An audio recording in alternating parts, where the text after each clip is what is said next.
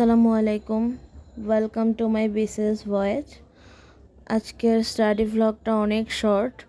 সারা দিনে আমি শুধু 4 ঘন্টায় পড়তে পারছি।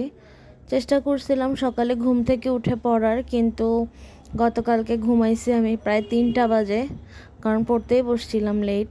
তো 3টা বাজে ঘুমাই, সকালবেলা ঘুম থেকে তাড়াতাড়ি ওঠা সম্ভব হয়নি।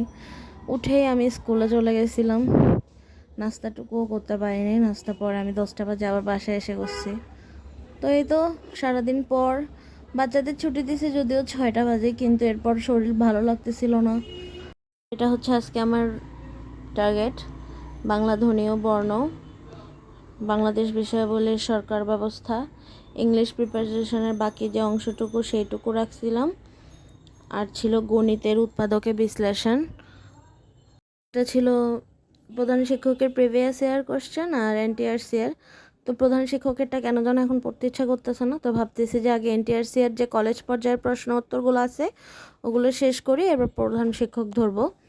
তো এই তো প্রথম শুরু করলাম বাংলাদেশ বিষয়াবলী থেকে। বাংলাদেশ বিষয়াবলীর সব বিষয়গুলো রিডিং পড়লাম। এগুলো এত হার্ড কিছু না, এমসিকিউ প্র্যাকটিস করলে আশা করি পারবো বাংলাদেশ বিষয়াবলীর ইয়াগুলো, যদি আমাকে বারবার রিভাইজ দিতে হবে, কারণ আমি না সব পড়া অনেক বেশি ভুলে যাচ্ছি। এরপরে পড়তে বসলাম প্রিপোজিশন অনেকগুলো ছিল, আমি সব শেষ করতে পারিনি। সব শেষ করলে আমার আরও 2-3 ঘন্টা চলে যাইতো, এত টাইম ছিল না, কারণ পড়তে বসছি প্রায় 9টার দিকে।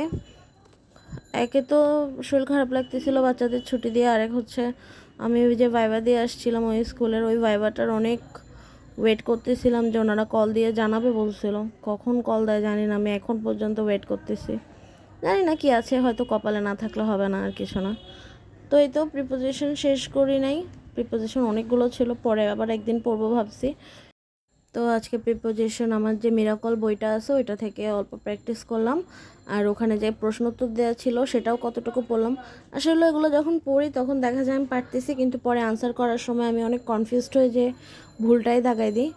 তো এই তো ইংলিশ গ্রামার পড়লাম, এরপরে বাংলা ধ্বনি ও বর্ণ ছিল। আমার লেকচার শিট থেকে আবার একটু রিভাইজ করলাম, এত টাইম লাগে না রিভাইজ করতে। এগুলো এখন মোটামুটি পারি, মোটামুটি না ভালোই পারি, যদিও পরে ভুল করে ফেলি। তো এই তো তারপরে আমার যে প্রশ্ন ব্যাংক ছিল ওইখান থেকেও এমসিকিউ প্র্যাকটিস করলাম।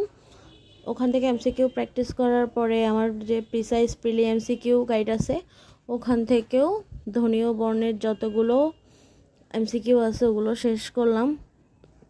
আমার এই প্রিসাইজ প্রিলি বইটাতে ওখানে নিবন্ধনেরও প্রশ্ন সলভ করা আছে, মানে টপিক ওয়াইজ দেওয়া আছে সব কিছু। তো এই তো নন স্টপ পড়ছে বলতে গেলে, মাঝখানে এত একটা ব্রেকও নেই। শুধু গণিত করার আগে মাঝখানে একটু ঘুমাই গেছিলাম টেবিলে বসেই। উঠে আবার ভাবতেছি যে না, গণিতটা বাদ রাখা যাবে না, গণিতটা কমপ্লিট করি। তো আজকে গণিতে ছিল উৎপাদকে বিশ্লেষণ, আর আমার লেকচার শিট থেকেই গণিতের উৎপাদকের বিশ্লেষণটা প্র্যাকটিস করতেছিলাম। আমার লেকচার শিটে সব কিছু টাইপ 1 টাইপ 2 মানে যত ধরনের টাইপ আছে ওগুলো দেওয়া আছে। তো ওগুলো প্র্যাকটিস করলে দেখা গেছে এ পর্যন্ত যত পরীক্ষা হয়েছে ম্যাথ আমি মোটামুটি পারছি, এই কারণে অন্যান্য বইয়ের দিকে অত যাই নাই। যদিও আমার কাছে খায়রুলস বেসিক ম্যাথ আর অন্যান্য বই আছে, তাও আমি করি নেই। আর বাচ্চাদের পড়াইতে তো প্রিপারেশন একটা হচ্ছেই, তাও দেখা যাবে আমি কোনো না কোনো সহজ অঙ্ক পরীক্ষায় ভুল করে আসবো, এটা আমার একটা স্বভাব। তো এই তো উৎপাদকে বিশ্লেষণ প্র্যাকটিস করলাম, আর এরপরে আমি এনটিআরসি এর যে বিগত সালের প্রশ্নোত্তর আছে ওগুলোও পড়লাম।